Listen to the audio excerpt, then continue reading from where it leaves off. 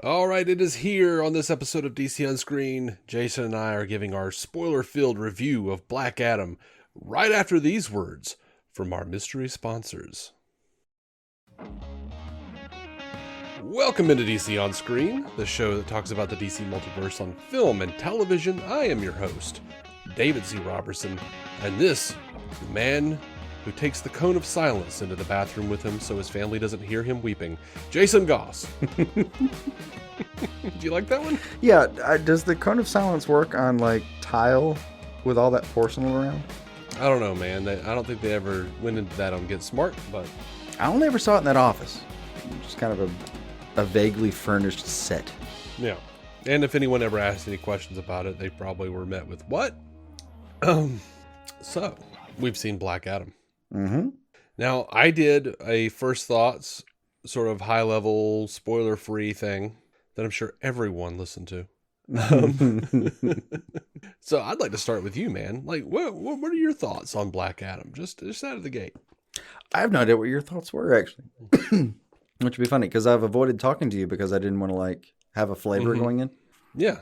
I typically do that. I want to go in as flavorless as possible. But, yeah, one of those movies that's like, I'm going to watch that one again, for sure. Because there was a lot of visual fun there.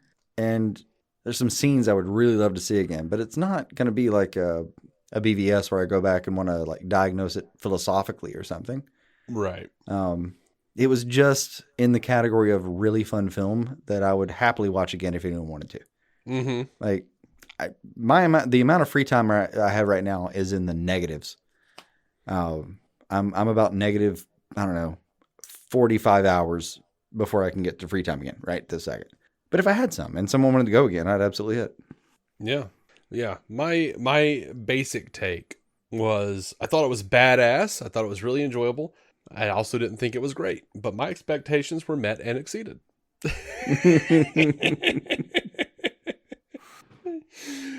And then I talked for about 7 more minutes and moved on. But yeah, Well, you did come in with a pretty low bar, and I did. That's fine. I mean, the marketing, aside from that second trailer, wasn't exactly like verbose. I didn't get inundated with Black Adam, although I have so few, channels to actual marketing right now. Like, unless it's on an app that I just cannot turn off streaming like commercials for, or I mean, God knows I don't even have cable unless college football is playing, and yeah, even then it's just going to be like a bunch of commercials for Home Depot because I'm in the Southeast. I don't even know where people get commercials. I'm way out of that, so I don't completely understand the marketing. Well, there are a lot as far as how it hits me. There's still a lot of streaming apps that have commercials if you don't get the top tier or whatever. And I like commercials enough that I can get up and go pee or grab a snack or something. So without actually having to pause it and do that whole thing. Yeah. So also I'm poor. Hey,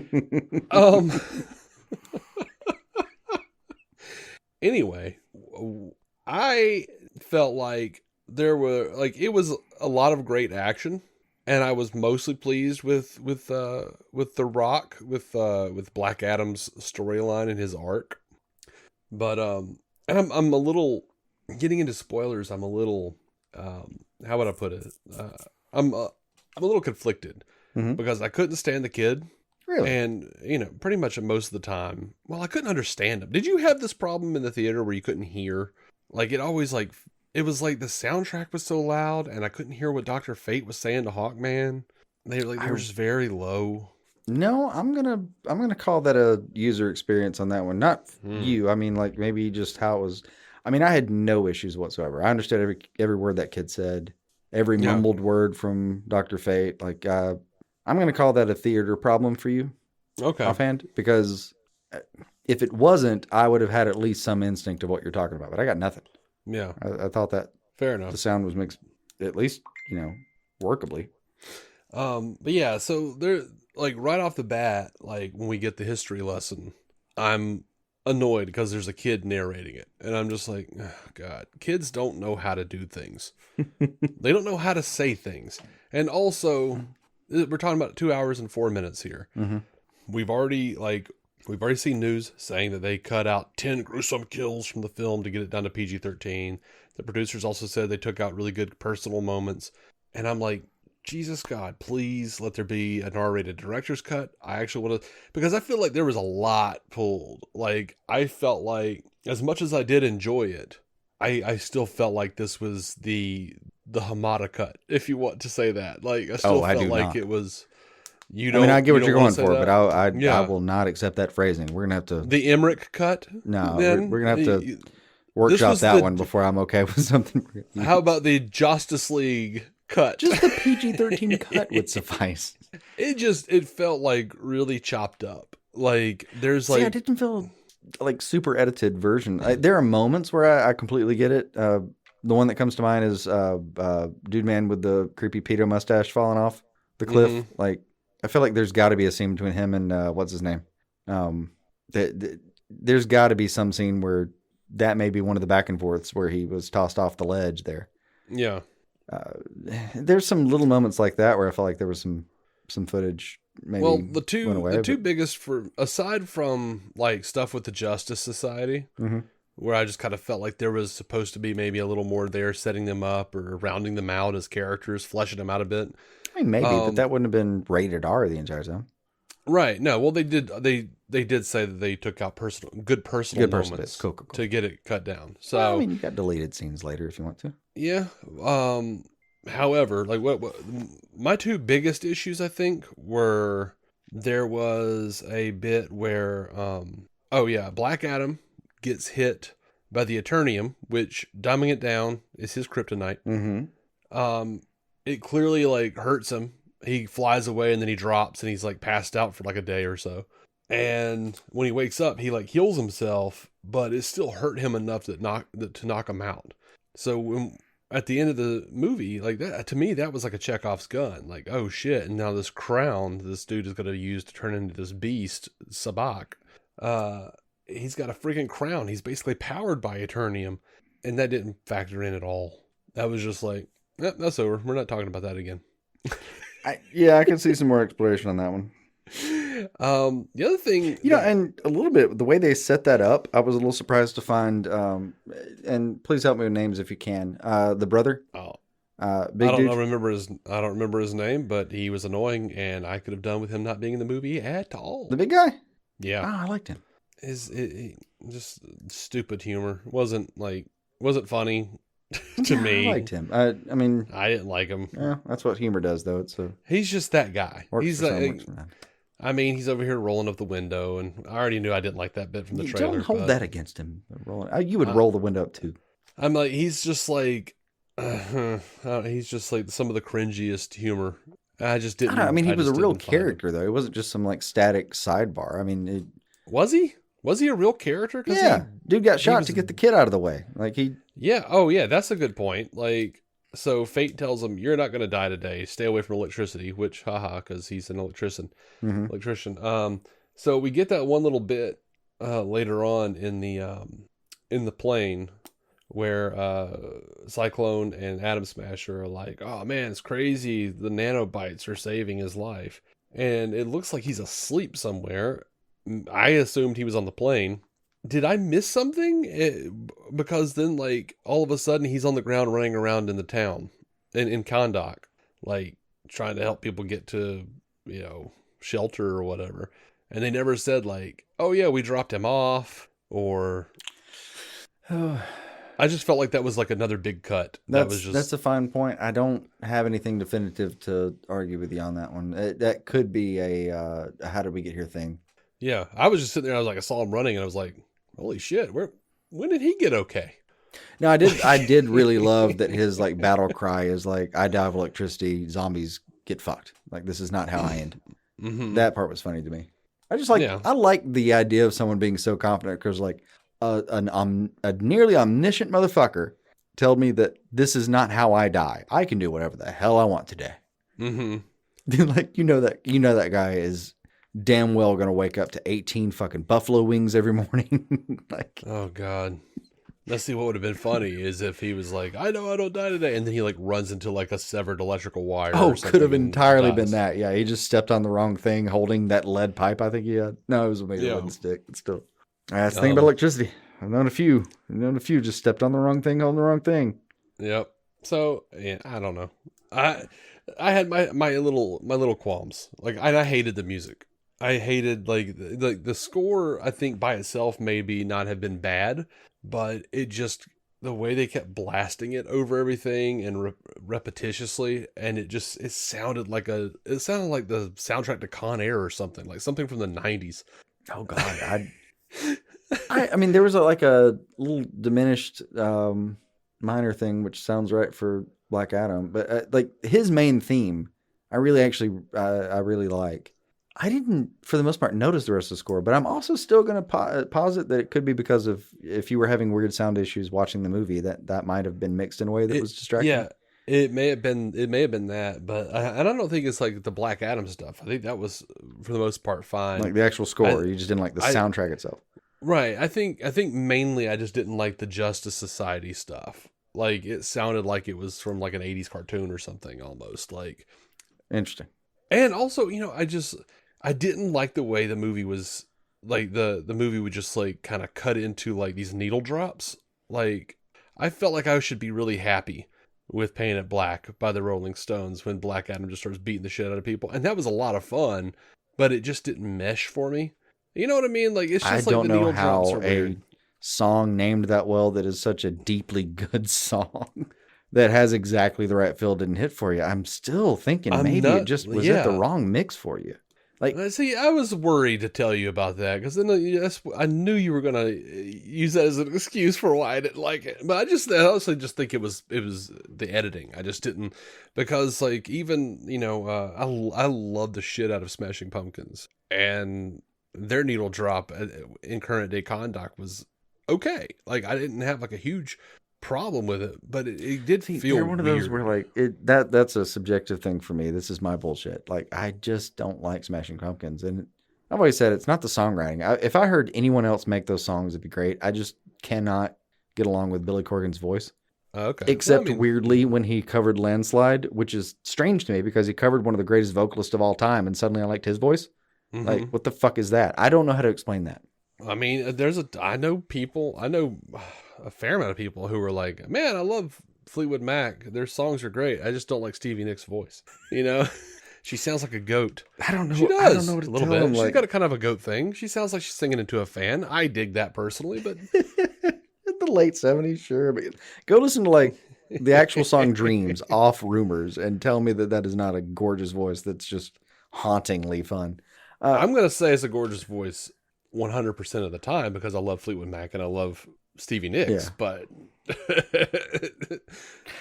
yeah, that aside, like Smashing Pumpkins, I forget which song was that from Smashing Pumpkins though. Was it The World Is a Vampire? Okay, yeah. Ding, ding, ding, ding. No, that one cracked me up because I thought I was suddenly watching The Crow or something. I think that's why I liked it, but because it reminded me of something like that. And don't get me wrong, a banging soundtrack from back in that day. Yeah, an original STP song. I think. Well, I don't care about the rest of it. That's really all I cared about when it came out. Yeah, was like, oh, a Stone Temple Pilots song I've never heard. Sign me the hell up. Yeah, and I'm now suddenly cognizant that I sound way more negative this time around than I did in the first time, but I don't like the movie any less than I did the first time. It was like, I enjoyed it, but I didn't think it was great. Like there were problems, that I didn't care for. They might not be problems to you, but there were just little things that I just kind of felt like, man, I wanted to get to know Dr. Fate so much more before he died. Man, I could have a prequel. I could have a prequel happily. I really needed more time with Hawkman. No, actually, that was one of the parts that I wanted to point out specifically. Is like I did not think I was going to get that. I'm sorry. I was my bad. I didn't think I was going to get that much time with Hawkman. Given the trailers, given I don't know, just the fact that it's Hawkman, and I always assume people are going to kind of sidebar him a little bit and make it like a Black Adam film. But this film was as much a Hawkman movie as it was a Black Adam movie. to me. Like, Dr. Fate has his own role in it that's like, to me, it's like right below that tier. And that same tier involves like the family that was involved, the kid and the brother you hate. I assume you loathe their very existence, or something short of that at least. But yeah, like it was very much like, I think Hawkman had almost as much screen time, for God's sake. Like, I mean, that's fine. I just think we didn't get into a lot of what makes him tick. We got the bit that he's very. I mean, we know that he's rich, and we know that he sees things in very black and white terms, which is very much so. Ironic since he's working for Waller. Yeah, I agree. But he also, toward the end of the film, displays that he is absolutely capable of having flexible, moral, and not even morals. He actually doesn't vary on that. But he's very much capable of like bringing in people, the enemy of my enemy is my friend kind of thing from time to time. Like, there's some Waller in him. I do like the idea that possibly it does seem the Justice Society is of America, as they pointed out. I mean, I think they said actual JSA at times, didn't they? Yeah, they did. So I think it's interesting that there's a Justice Society of America that's from the old days, and that Henry Winkler was probably a part of it as the original Golden Age Adam / Adam Smasher. If that had been spoiled, I forgot it when I was sitting there, and I laughed my dick off when I saw Henry Winkler. That was weird. It was so funny. It was one of those where you're like, a lot of people could have been picked for this, but him, you know what? Okay. I really love this idea that Waller is just sort of playing both sides, where she's got her band of Suicide Squad, but then she's also got this like squeaky clean, we don't kill alternative to the Justice League. And, if you look at it, and I don't know how much they were. Well, and then remember back in the day, she's part of recruiting a number of people that were like tangential to Justice League. Like, she's involved in the entire process. Oh, yeah. Like, but, you think about like this, like in the comics, they had like the Justice League and then like the Justice League of America that Waller had going on. Yeah. Like, I like that. And I like this idea. Like, I don't know if they were playing into it because like Hawkman's like, heroes don't kill. Well, in this universe, Superman kills. Batman killed like 40-something people in Batman v Superman. Wonder Woman kills. Yeah. Like, no, in Justice League. That's part. Zack Snyder's Justice League. Even in Justice League, she kills. That's one of the parts that like I'm very excited to see that Hawkman is a part of this universe, that it is going forward, and it does include these characters, because I would love to hear his take on like killing Zod or something like that. Yeah. And he can't be unaware. I mean, it was news. It was news. And I do want more of that kind of stuff. Like, I really wanted more. I loved that they brought in this idea that in Black Adam that everyone's like in Kahndaq is like, oh, so you're coming here to stop our savior because you haven't given a shit about us before now. Mm-hmm. We've been enslaved. We've been colonized by Intergang, and you haven't given a damn. No, and Where I think it's think about this justice? Though. Over the last year or so, is that not thematic for the league? Like, what's the last scene in Peacemaker? Pretty much. I don't remember. Pretty much the Justice League showing, like the actual Justice League. Henry Cavill as a silhouette, Aquaman in person, like the Justice League from the fucking Snyder Cut version of these like silhouette / characters. Ish, yeah. Yeah. Show up after the whole thing's gone down. There's been basically like DC version of Secret Invasion is the best analog I can come up with off the top of my head, which is stupid.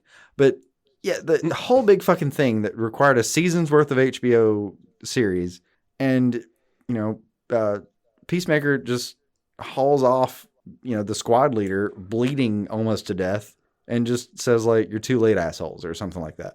Mm-hmm. I mean, that was the tone they left. It was like the Justice League was inadequate. They did not get this done. And they carried it over here too. And by the way, used Harcourt. I was pleased to see Harcourt. Mm-hmm. I had forgotten that Harcourt was going to be in Black Adam. They said that months ago. Yeah, that was maybe even more. That was like 8-9 months ago. Yeah. I'd forgotten entirely. I saw her and was like, "Is that? It is. Okay, good. She okay. She didn't die. That's good." Yeah. I mean, I knew she wouldn't. Like Peacekeeper was there when she woke up and all that, but Peacemaker. God damn it. Going back and forth. I think I did both in the last Peacekeeper. 120 seconds or so, didn't I? I don't know. I don't. This is the first time I've noticed it. I think it did Peacekeeper. Anyway. Yeah. Now, as much as I don't like kids being involved in these movies. It's just unless it's Shazam. Well, that one's requisite, I think, but to the story. You know, and I didn't mind the kid in Iron Man 3. You know, like, I don't know. I wasn't crazy about this kid. He wasn't horrible. But I did like, I mean, as much as I wish that he hadn't done that damn voiceover at the beginning, like, I did really like the idea, and I don't think they played it too heavy. Maybe not even heavy enough, but I did like this idea that Black Adam, the twist, you know, the quote unquote twist, that he was the father of the champion. Yes. And that if there is softening on his side, it's because of that kid. Well, and you see early on that it's because of something like that. Mm-hmm. You see later on that, who was it? Who was it that actually talks to him and says he chose you? Was it Fate? Oh, God. I don't remember. You remember the speech, though? Maybe. You remember the moment? Yes. Like, whatever happened, you know, he thought you were more important. Like, that saving you would be, you know, that would do more good. Which, I'm blanking on who it was, and just, God forgive me, it's been a long day. But it was a really cool moment. But yeah, I thought as like a spiritual guide through the movie, the kid did a really good job as far as, well, I mean, the writing was there for me. Like, that kid's purpose throughout the movie was there for me. Yeah. And I really thought he did a pretty good job with his role. The only scene where I was like, I wish I had a different take of that was when he was making the speech to the rest of the citizens there before the zombie fight. Mm-hmm. That was about the only one where I thought maybe try that one again. But I mean, I thought he did a pretty good job in general. He was all right. I just always have trouble with kid actors. I don't blame you, because I mean, to some extent, you're waiting for the other foot to drop. Yeah. When is it going to get weird? When is it going to be kind of awkward? When is it going to? When are we going to be sitting here thinking, "Man, I wish someone had read him those lines before he tried it"? Yeah. There's plenty of that to take into account. Yeah. Now, but yeah, between him and the lady, I don't remember her name, but she's basically Isis. Yeah. But they won't call her Isis because, for obvious reasons. Yeah. Which is I thought sad because great. Like Isis has been a name for thousands of years, way before that bullshit was. I know, and now you can't use it anymore. Yeah, just give it some time. She'll outlast them. I mean, it's like if you had like a hero character whose name was Westbrook, you know, like. But I thought they were good, you know. I don't know, family surrogates for Black Adam. Like, I agree. Like something he could relate to, but not it. I did like this. I really liked this about the movie. It was completely platonic the entire time. We didn't have to worry about all that bullshit. Yeah. I did like that they're, yeah. Even one of the things that some people might have thought they hinted at or would be willing to ship is like Cyclone and Atom Smasher. Well, that seemed completely platonic though to me as far as the course of this movie. Right. They didn't, it seemed like they were hinting at some sort of attraction, but they didn't go there. The movie didn't have time to go there. It didn't have time. It didn't waste time on that one. Like, I don't need to have a romantic relationship in every movie I watch, personally. I know that. I don't either. I know that is a requirement for a lot of people that watch movies. For me, I could give or take it. If it's great, it's great. If it's not needed, I don't need it. So it's really that simple to me. But even then, in the course of this movie, I just viewed their relationship, which, by the way, those two are a lot of fun, as like Atom Smasher just like trying to make a new friend. And she was like up for it immediately, and they vibed, and that was cool. That was just all there was to it. Like these are, again, I wanted more of them, both of them. I could have dealt with both that. Yeah. I feel like there's a 3-hour R-rated cut out there that I'm gonna really enjoy. Can't always have cuts of things. Can't always, but that doesn't mean I don't want it. You know? That would be a fun tradition, is if they got rid of the stingers and just started making everything as like you get to the end of the movie and instead of the stinger, it's like so and so cut released on 1 year from now or something. Oh no, like 2 or 3 months. Like, oh, if I was usually when they. I mean, I get it, but I'm just saying, like most of the cuts come out a bit later. Actual cuts, not deleted scenes and stuff. See the full cut on HBO Max. Yeah. Damn it. Yeah. Which is kind of what that feels like, but I don't know. We'll see. We'll see what happens. I mean, it effectively is that, or you got to buy the Blu-ray or something. it's interesting to see,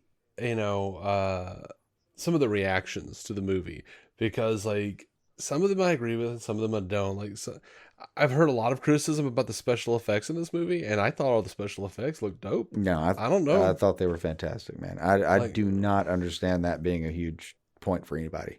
I need to get rich right now so that I can buy as many Dr. Fate McFarlane figures as I can, so that I can just have like all the Dr. Fates attacking like Darkseid or something in my room, or like the giant Sabak they have. Yeah. Like, even like at the end where he just like, I wish the Eternium had like been more of a problem for Black Adam in that final sequence, in that fight, or any problem at all. But I loved him like just grabbing the dude's horns and just like ripping him in half. Like, that shit was dope. Well, even that has an explanation to me. Like they do mention. I mean, he has this kind of like I'm likening it right now to the solar flare that Superman was apparently recently Yeah. capable of. But he has a fuck off button where Mhm. he cannot control that. And it was apparently historic because they thought for thousands of years that battle went down a certain way, and it really didn't. Yeah. Which, by the way, was a cute little twist in the story. I enjoyed that. I did enjoy that, though. I was actively sitting in the theater going, like, when Sabak, before he became Sabak Mhm. proper, was talking about how he was like the last descendant of the true king and all that shit. And I was like, oh man, like, we've known he was a bad guy for like a really long time. Like, I would really have loved to have gotten more into like his story, because he was like perfect candidate for bad guy who doesn't realize he's the bad guy.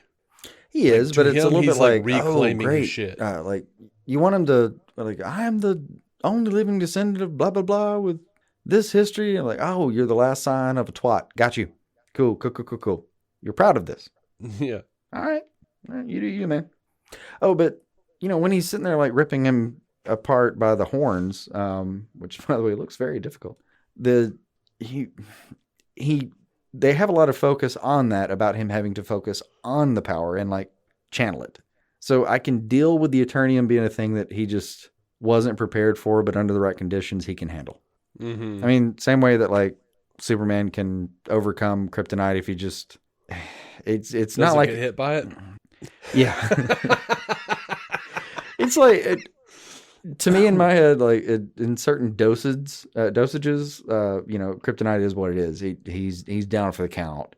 And in like a middle level, he just needs a minute to regroup, and then if he kind of gets his feet back under him or the earth back under him, when he can regroup and refocus and kind of like rechannel his willpower and determination, then he can kind of get over it to some extent. I mean, Sure. the same way any of us fucking go to work sick some days. Yeah, I mean, I can headcanon it. I'm just saying, for them to set it up to be such a threat right out of the gate. Like, they literally showed us what he's capable of, showed us what his weakness was, and never went back to the weakness. Yeah, I don't know if they really explained it in film that way, as far as like why that would not be hitting him as much. I think I just did get the sense over the film that he was learning how to deal with it. But yeah, I don't think there's anything deliberate. I don't have a smoking gun as far as like, no, they said this for you. Yeah. Definitely don't have that part. No, I did really like a lot of the smaller touches. Like, he's always hovering. That's the thing Black Adam does. Mm-hmm. I like that. But I like he that finally walks on occasion, but he's making a point when he does. But it's very purposeful, and like some of the times, like, I really liked is like he is hovering, and then like someone else's point is made, and he like he goes to ground. He becomes more grounded. Yeah. They And- use it as him conceding that other people are like relevant in the situation, which for him is who's a walking god. Like, that's, I don't know, it's a neat visual tell that he's listening. He really is listening when he does that. Now you can say magic did it. Like, he just like used some sort of magic, and he suddenly knows lingo. He knows what a catchphrase is. He knows, But I did feel like I was missing a little bit of a fish out of water story. I kind of wanted a little more of that beyond him just kind of walking out and being like, sorcery, blast the box. I'm like, dude, you're literally a walking freaking magic creature. Like, I don't think you should be upset about witchcraft at this point. Well, and to be fair, he adopts it very quickly in the gun draw scene, like with the that little bit of intergang. And I don't even think he blasted that TV before that shot was even on there. Well, before the actual gun was drawn, but he'd been shot at by then, so he knew what a gun did. It was still fun. That part was fine. I enjoyed the intergang scene. I enjoyed the cowboy standoff kind of bullshit on the, one of those old like Shane movies or something. Yeah, man. Like nothing like broke the universe for me or anything. Like these aren't even like huge complaints. It was just like I enjoyed the shit out of the movie. Yeah, I mean that is one point that I would love to have elucidated more than anything you mentioned so far. Is like, how do you learn English so quickly? 5,000 years in the ground, magic. And I don't really know. I mean, and don't get me wrong, magic in this case can count. I mean, he's got a whole fucking god that's assigned to him for just wisdom alone. Yeah, and I assume he just had like whatever magic. It was just like a universal translator. Like, it was at the very beginning he was speaking Kandakian or whatever it is, and he does even later in the movie when he's kind of like muttering to himself. Yeah. I don't know this actually. Out of the Shazam and Black Adam canon, it's a fine question. Are they multilingual? Like, are they? You could make the argument that the Rock of Eternity alone and its power gives them the ability to understand languages as they develop over time. Mm-hmm. I don't know if anyone's ever stopped and pointed out that's what's happening, or if they actually just go to Italy and are like, I don't know what the fuck you're talking about. Can I have a bagel or not? Like, right. I don't know how that works. I mean, if you can do all the magic things, I don't know why you couldn't just be like universal translator him, and then. I mean, yeah, but it's one you would think even in magic terms, it's one thing for me to make you be able to like right punch somebody into the Baltic Sea, but it's another one for me to be able to be like, 25,000 words and how the syntax works all of a sudden. Well, I don't think like in my head it doesn't mean that he knows it. It means that he's speaking whatever language he speaks, but because of the magic, they can understand. Oh, TARDIS rules. Him. Yeah, it's TARDIS rules. That's why I said universal translator, because I think of Star Trek. Gotcha. Or the Babelfish. Yeah, Babelfish works too. Yeah. It's whatever magic mechanism that makes, Atlanteans speak underwater. Yeah. Without a bubble. Depending on which director was involved at the time. Mm-hmm. Well, the bubble is there for secret conversations. They said that, but then they were different speaking styles, and they may or may not have had to do with anything about being underwater and needing to be in the bubble. I mean, Amber Heard's accent did change a little bit from time to time. Mm-hmm. From Zack Snyder's Justice League to Aquaman. And I'm told she got a passport. Voice is different in 2017, but I don't think it was. Yeah. She crossed over as needed, apparently. Yeah. But anyway, I thought, like, I want more. Like, I want a Dr. Fate movie. I want to see a Hawkman movie. Like, as soon as I scrap together some shekels, I'm going to get the figures, the rest of the figures. Yeah. I enjoyed the movie and I enjoyed the characters. I'd like to see more of them. Yeah, completely. I mean, I hate losing someone like Fate, but he's going to be the one to go. He's too powerful. You can't just have a character hanging around that knows the future the entire time and then run a franchise. That shit's not tenable. You got to kill him. You can have him. You can for a minute. No, look, because you do the same. You do the Deanna Troi thing. Yeah, but she only saw glimpses. Yeah, well, so did he. You can just be like, oh no, hey, that bitch knew the future. What? I mean, like that bitch would see people's end. Like, very different. Yeah, Fate did. Fate. No, I wasn't talking about Troy when I said bitch. Sorry. No, I was like, wait, what? No, it was a different bitch. My bad. But no, like, and Troy was a deeply kind person, so no. Yeah. But no, like what they would do is they'd be like, hey, Troy, what are you sensing over there? And Troy would be like, I can't sense anything. It's all clouded. It's like they know that there's an empath on the ship. So all you gotta do is be like, Fate, what do you see? I don't know. Something's interfering.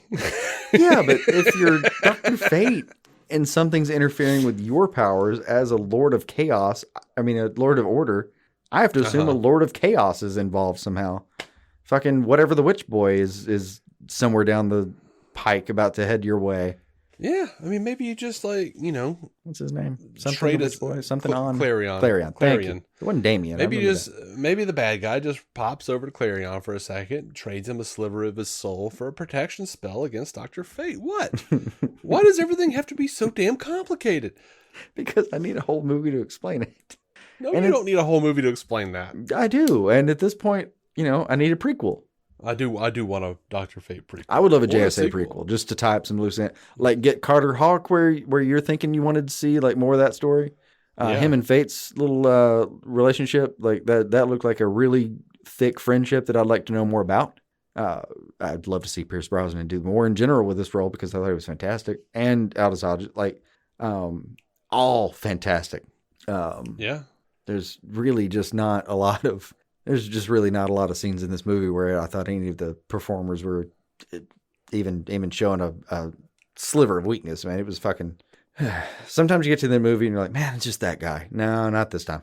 But yeah, like I would love to see a lot of the JSA background. I think you could package it in that pretty happily and get some prequel involved. And then hell, expand that. Like get even into your you're wondering about like, well, if Waller's attached to this, and this, like, well, how did we get attached to this and this?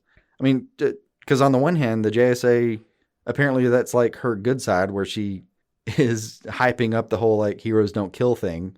And then she goes to the other team with Suicide Squad and says like, no, you're not heroes, but you do kill. But you can be heroes in a way. Like she's playing both sides, like you said. Heroes. Yeah. Just one day. Look, it is one day in their situation a lot of times because they die. Yeah. I don't necessarily need to know like the backstory of how the JSA got wrapped up with Waller because I can imagine that. I could see it being fun though. What I do want is Carter Hall's reaction to the Peacemaker finale where her daughter comes out and says like, look, she's in charge of the friggin' Suicide Squad. And she's dirty as shit, Mm-hmm. That is what I want. I want to see that. That would be a lot of fun. I'm curious to know where this falls in the timeline. I could absolutely see Carter like watching the feed from that footage in his several $1 million office. Yeah. And just being like, I mean, I know. I've talked to that lady. Yeah. Like I get it. Really... What'd she do to you? Black Adam really was like, it was a sampler platter, man. I mean, we literally have Hawkman being like, yeah, welcome to my jet or whatever. And then like Cyclone's like, and everything's made of nth metal. Even the screws. And they don't even they never tell you what nth metal is. They didn't bother getting into Hawkman's history or anything. Yeah, there's no Rand Thenagarian anything. I don't know where that armor came from. Frankly, at times I don't know completely how it works other than it just is badass. Yeah, it's just cool. Yeah. That's all we know. It's cool as shit. So, yeah, it was Black Adam's movie, but I felt like there was a sampler platter here. Like they were just like, hey, check out all the things you can buy the entree to later on if you like this one. Yeah, completely.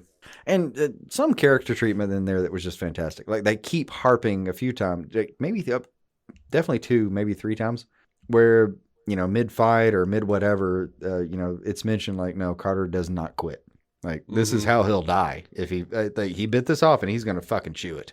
I'd love that about him because that rings true to me. Like, that's one of those guys where when he's mad, this is going to be bad for you. Like, I mean, I've seen a few people joke about this kind of here and there. Like, somebody at work said one day, like, I'm not saying I'm going to win this fight. I'm saying you're going to be in the hospital bed next to me. And he feels like one of those guys. Yeah, that's fair. I told somebody something similar one time. They're like, but I would just do this. And I was like, I wouldn't say, I'm not saying I would win. I'd absolutely lose. We're going to be in the same hospital. I'm going to be several floors lower and the temperature is going to be very low. But it'll hurt. It'll hurt. Yeah. But yeah, man, I dug this movie to some degree. And for sure, like every time Black Adam is running around smashing things and killing folk. Oh, that first scene with the painted black thing. Visually amazing. I really loved that. Like just the little like fingering things to the side just a little bit, tweaking this missile here and there. I fucking loved the stop time motion bullshit with him. And that was after you saw it in real life where he actually just was like vanishing to different parts of the screen where you saw oh God, in real time, this guy's fucking scary. And then you get to see it in his time where he's just like a little bit amazed by 5,000 years worth of, your magic is weak or whatever. But at the same time, being like, well, I mean, you do have some big guns, but I'm going to take that giant metal bird here. I'm going to throw it into that giant metal bird here and see what happens. Oh, it exploded. That can't be good. We got to talk about this, man. We got to talk about it time? That stinger. It's time. Yeah. It's time.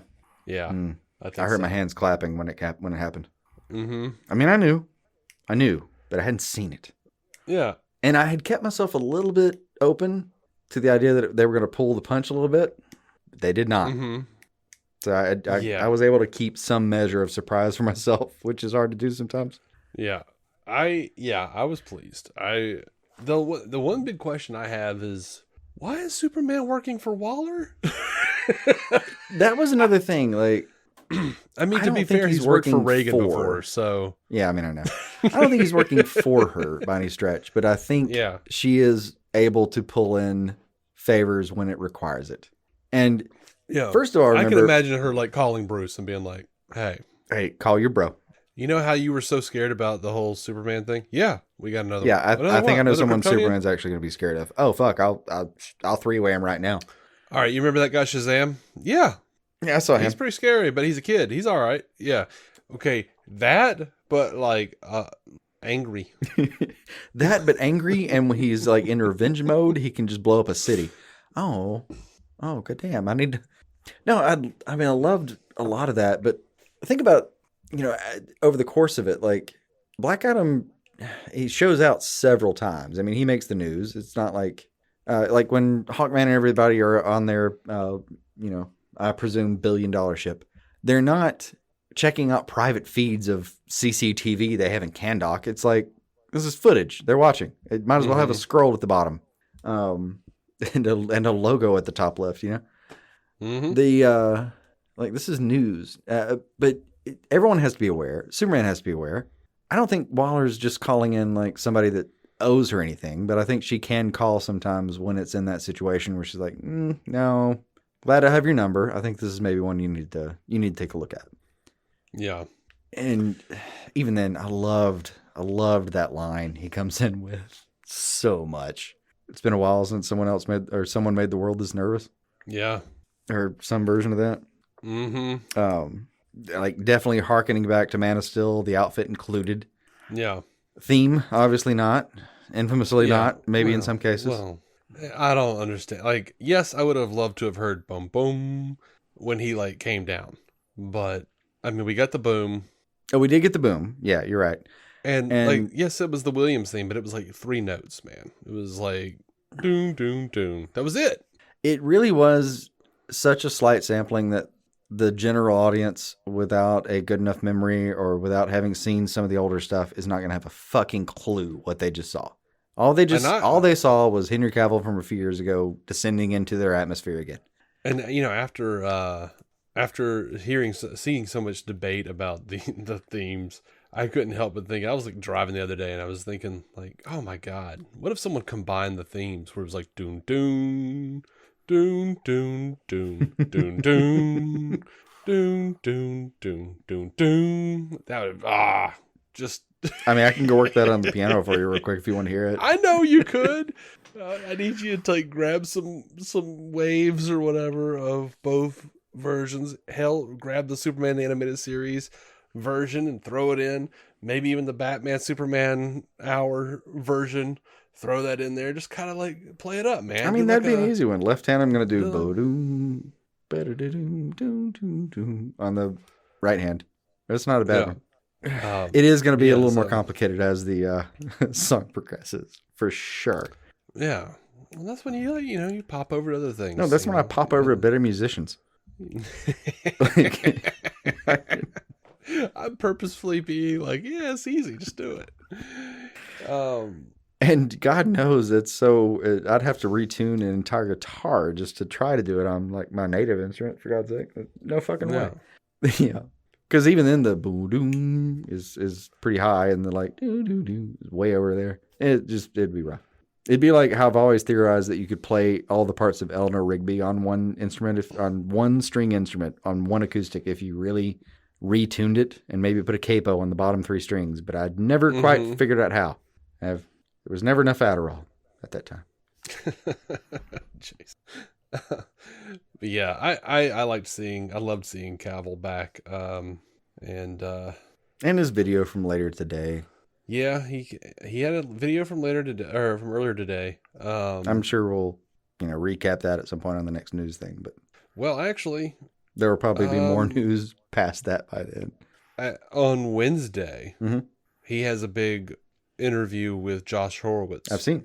So I'm assuming whether you're able to join me or not, I'll be doing an emergency cast. I'm like, when does it end, Lord?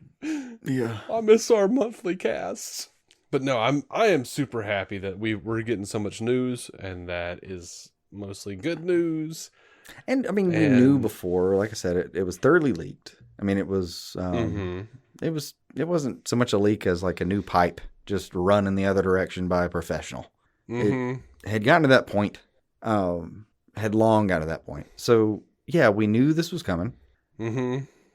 Like I said, I preserved as much of just the in theater experience as I could, and it was just enough to really like be able to. I don't know. I got to sit there and appreciate that moment, and I really liked that. Like that was good for me. I enjoyed that. A lot of serotonin there. But yeah, like even then in the video, he's like, "Oh, it's just a taste of things to come." But previous to that, a week ago, you've got Dwayne Johnson talking about how like, no, man, we've got plans. That part's going to be an exciting time if it comes to fruition. I think it might. Yeah, there's a part of me that keeps thinking that like this is The Rock after all. He knows where your office is, and he'll just come visit if you don't agree. There's a part of me that or just he keeps won't. Thinking, he'll just go above your head. Yeah, there's that. But I just have this image of him holding somebody upside down by their ankles and being like, "We're making this movie. Me and you agreeing right now. We're making this movie. All right. I'll put you down." And it kills me, man. It's so funny. Like I was thinking about this earlier, where it was like, because the fandom is in turmoil right now. Yeah, as the always. fandom is in turmoil right now because again we got what we want, but it wasn't absolutely perfect. Yeah, no, I mean no, they're upset. Like we don't care about Cavill. We only care about Zack. Oh, if Zack doesn't come back and do this and do Man of Steel 2 or whatever, we're not gonna watch it. And I'm like, we already know that. I was thinking about this, like. And this is just me conjecturing. I was thinking people worried about the suit when you were talking about that. I hadn't gotten to the whole Snyder angle yet. People are upset that it's not the black suit, and they came out like last week and said, "Look, we kind of felt like that was Zack's. Like that's Zack's story to tell." It was, and also it was never physically a black suit. They changed that. Like they did. That was post. Yeah, and it doesn't matter that there was a hole in it. He came back in the Man of Steel scene that didn't have one. These are stupid problems. Aren't the suits made out of that programmable matter shit? And you just fill in the hole. It takes like a second. They're supposed to be, but I like on Earth we would call it nanotech because we don't have a better term for it because it's one of those budding things. It's going to be like 200 years before we get to really completely crack that shit. I mean, I know there's a lot of nanotech around, but that's been happening since the 80s and we're still not there yet. I forget what the hell Kryptonian technology does with that, but as far as I know, it can heal the suit itself. Yeah, it just makes shit. It just does. It's programmable matter. I know that's not a term they use in the movie. That term is from Star Trek Discovery, but it's programmable matter. That's all it is. I mean, yeah. Also, and even the music, I want to point out my theory on that. Like coming back with the Williams theme, is think about it in the progression of like he comes through this whole personal growth thing, literally dying and coming back, resurrected, and comes back in the black suit. And I was never a huge fan of the black suit. I really wished that the last couple scenes would have been a blue and red suit. But even that, like in that story, it makes complete sense. Mm-hmm. It's just that, like, given some time and some growth and like 6 years now or some shit, What was it? 4 years? Anyway, given some years now, couldn't he come back 6 another? years since he was actually there to play it. Yeah, there It's been and 6. physically dead at the time. Yeah. Like all that time, like couldn't he change suits? There was another one in the fucking spaceship in Man of Steel. Like he had backups. Yeah, he did. It wasn't. And again, programmable matter. No, it wasn't You that. can just crazy. make a new one. But no, what I was gonna say is, Oh, he we discovered a already 3D know- printer in the meantime. We already know that Zack has already changed the plan for Justice League 2 and 3 from the whiteboards that we saw forever ago. The original That plan. was a long time. There's absolutely nothing that says they couldn't bring Zack back and make Man of Steel 2 Justice League 2, because the whole thing was supposed to be Superman's arc anyway. There's really nothing stopping that, and it would get Affleck out.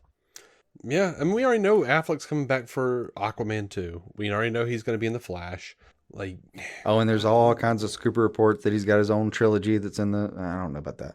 I mean, they've been saying that shit for Hanging years, around and I'll believe it when I see it. I mean, I'm just saying, there's nothing saying that Zack can't come back for Man of Steel 2. There's nothing saying that even if they do, Man of Steel 2 with Christopher McQuarrie, like they've been talking about, or whoever, there's nothing that says that they can't, Zack can't come in at some point. Like, I just think, like, it's ridiculous to demand a thing for this movie, this coming up movie, this Man of Steel 2 that they're talking about doing, finally. And just be like, I'm not going to watch it unless it's this. And then you're going to wind up being like freaking What's-Her-Face, who Grace Randolph started.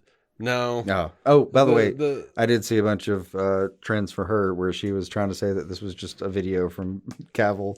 Yeah. Trying to instigate the studio. Grace, well, dear God, have some shame. Please stop. Well, there was also an article that came out today, or a report saying that the contract Cavill signed for Black Adam was a one-off, and they are currently in negotiations for later movies, and that Warner Brothers is very interested in seeing that happen. But, and I don't know what Grace is talking about. No, she blocked me years ago. I have not had the honor, but I also blocked her way before because I was just tired of seeing that bullshit. Yeah, I didn't even know who she was until like people kept talking about her, and then like I went to look her up and found out I was blocked. You're like, oh, good. I did myself a favor. Good job, Past Dave. But yeah, she's awful. She's terrible. I really don't like just watching the video. I mean, it felt sincere to me. I really do think that that's a truthful statement. He's back. There are plans. Yeah. Everything else that I know matches with it. Hell, even with Ben, stuff matches with it. I just don't know what could possibly be the holdup at this point. Like that was the final thing. Like, I mean, fucking Wonder Woman's been there the entire time. Like, who are we missing at this point? Like, everyone here either has their own movie or has a sequel coming.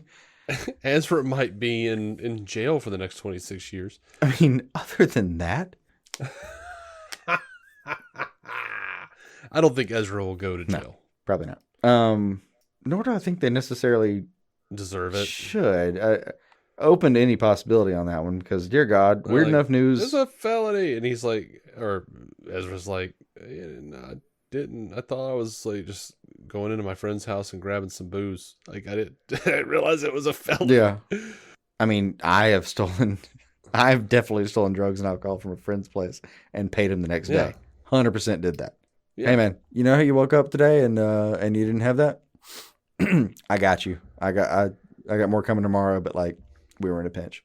The self-medication journey is rocky at times. Mm-hmm. And college was a weird time.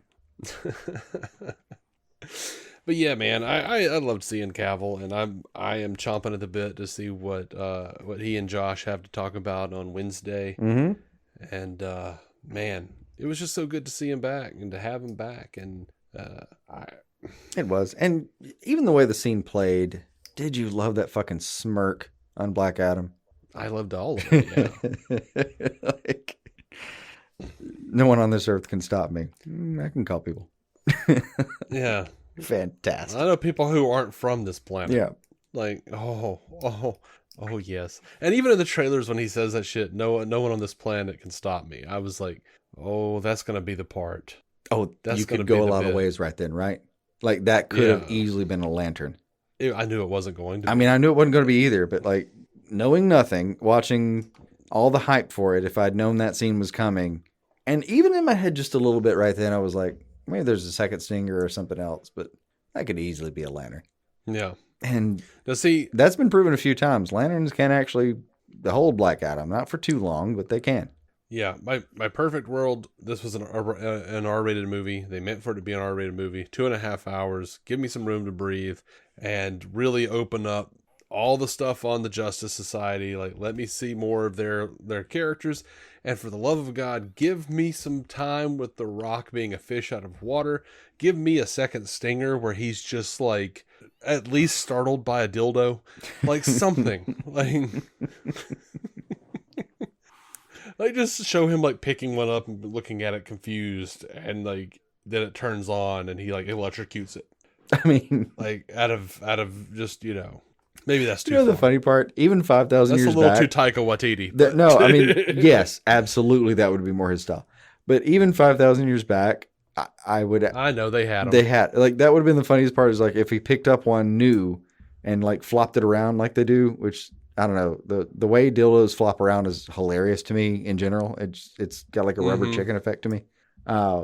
Like just watching Dwayne Johnson flop around a dildo and then just say like new material, we had these two, and just toss it like fantastic for me. Yeah. I don't know what this Yeah, I don't know what this is made of, but used to be polished wood in my day or something. Uh-huh. The expensive You know ones what's were weird? made of marble. Is like I have actively like I can't stop myself from thinking of weird things that would have been in a Taika version of this. Where like, yeah, I don't know, like maybe the brother comes in and like Black Adam is now acclimated to domestic lifestyle and is cooking everyone breakfast, and the brother comes in and goes, "Hey man, I smell what you're cooking," just stupid bullshit bits like that. Oh, I mean, even that, it was hard not to watch parts of him just electrocuting people and remembering that he was, the most electrifying entertainer. Right.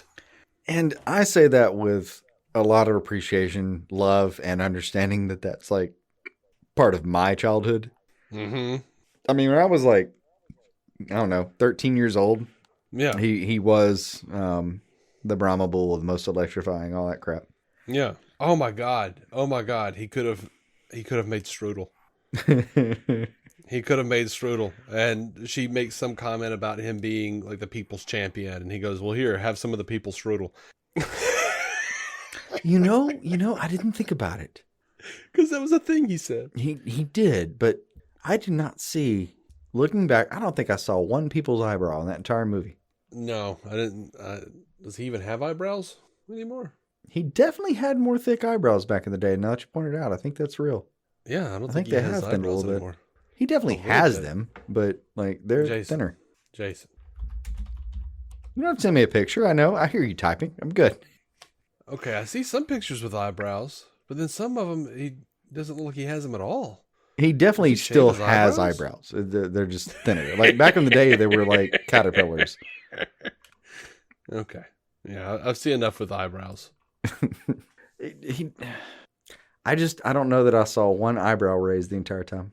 Yeah. I actually did, I enjoyed how little he hammed it up, because he didn't ham it up at all. He did was not. like- This was a very subdued performance for somebody who has done some super not subdued shit in his lifetime. And that's what I was saying about in my initial thoughts. It was like, I thought he did a fantastic job, and people have just like, he's just playing The Rock. No, he's not. If there was ever a moment where he was not playing The Rock in his movies, man, I'm going to nominate this one. Yeah, he is not playing The Rock. Like, The Rock is charismatic as hell. He's got silly catchphrases. He makes fun of himself in some ways. Like, he's got a great sense of humor as far as I can tell. Yeah.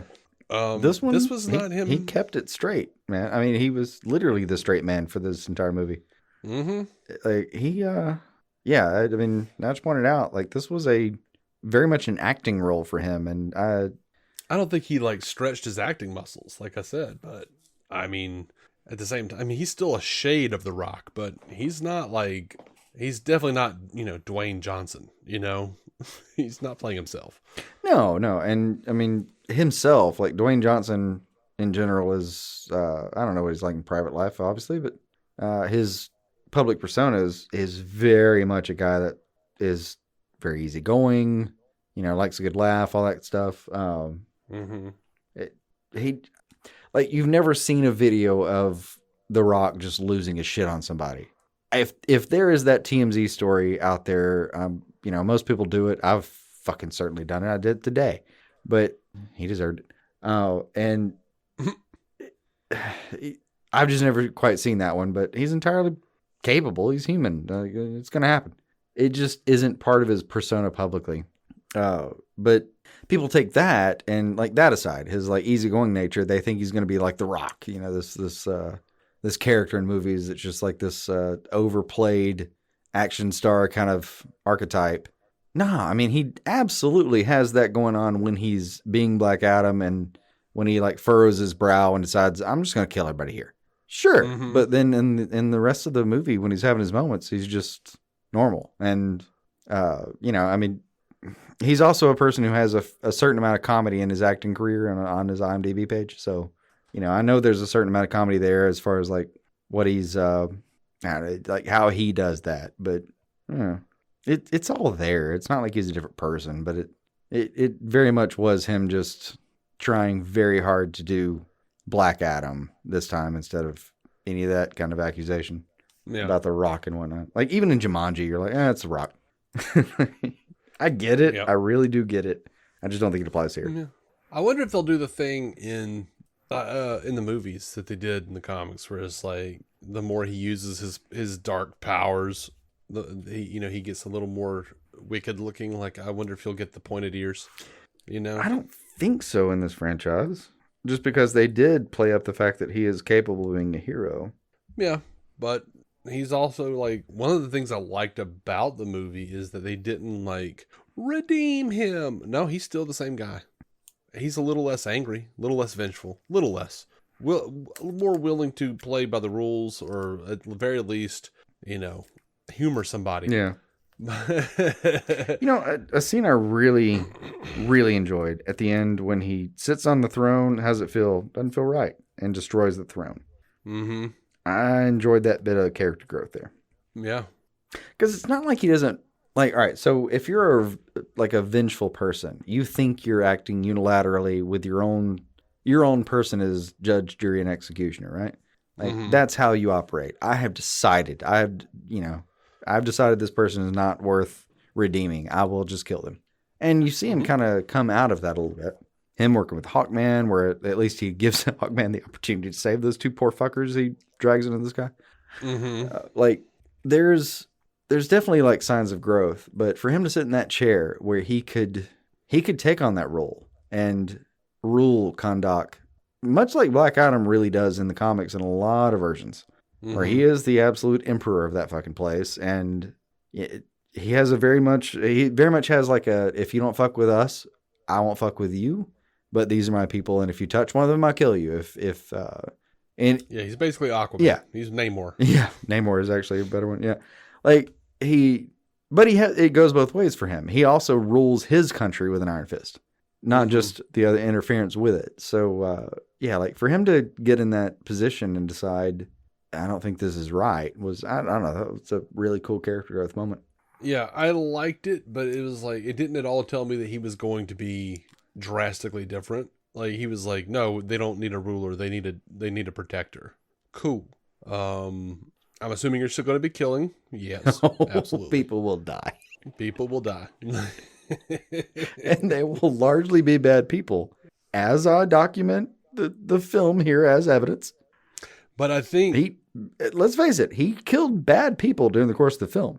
I mean, absolutely. But we're also talking about a guy who had growth enough to say, look, here's what's going to happen. I'm going to say the word, and you guys put me in and never let me come back out again. Yeah. And I love pointing this out too, because I think this is relevant. He comes back, but You notice he comes back in this floating Jesus roll ocean moment, the same one from Man of Steel. Man of Steel, yeah, I love that. That was a nice callback. I was surprised I didn't hear the fucking music and the whales spinning around him. Mm-hmm. So I mean, that part was cool, and I love that growth. That was really relevant. Like, he keeps saying he's a bad guy, and in theory, killing is bad. Yeah, we know. But yeah, like, yeah. If we took a tally of everyone he killed and whether they deserve to be alive, the only exceptions are going to be a bunch of military dudes just doing their job. Like, and even then, they were actively trying to kill him, and he didn't know what they were up to. He didn't know if anything they had could, and one of them finally fucking almost did. Mm-hmm.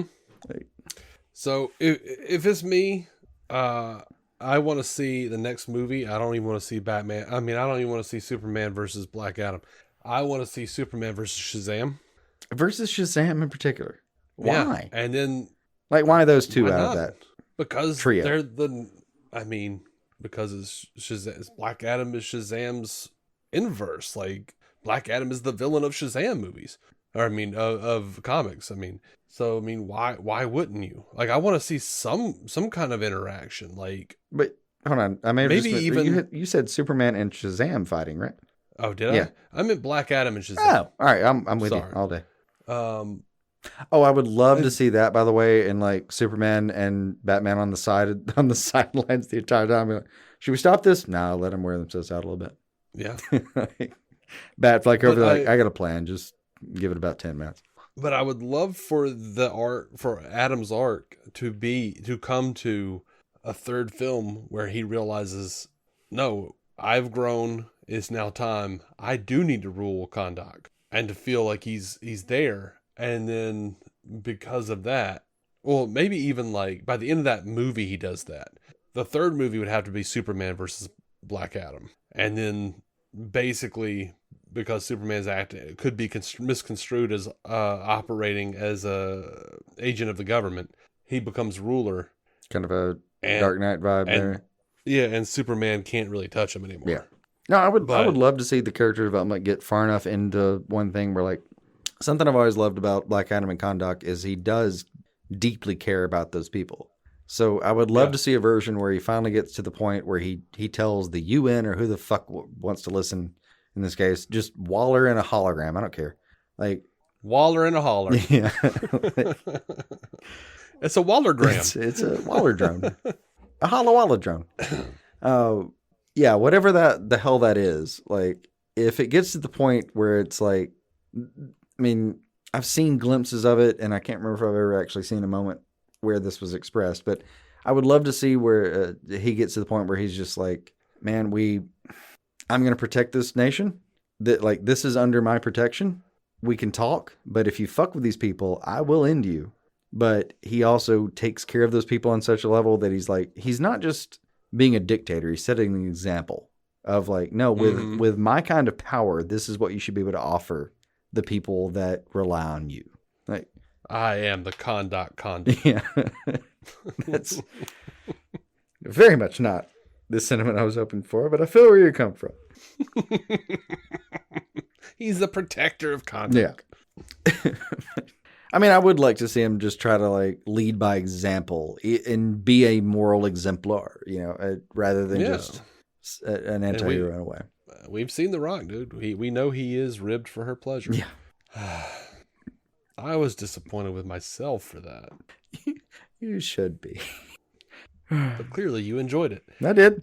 All right. I think I'm done, dude. What do you think, man? You think you got it? You feel good about where we're leaving it? Or do you want to keep going? No, I think as the moments come over the God, I don't even like saying the word come after what you just said.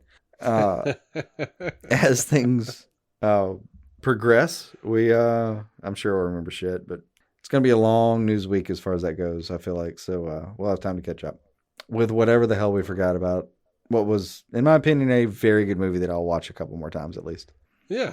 Yeah. I'll I'll watch. You know what I'm gonna do? I'm gonna do the thing probably that like Evelyn does, your daughter does with Zack Snyder's Justice League. Just watch that, the big fight scenes over and over again. She does. It's so weird. She's super into the big violent fight scenes, and then she just moves on.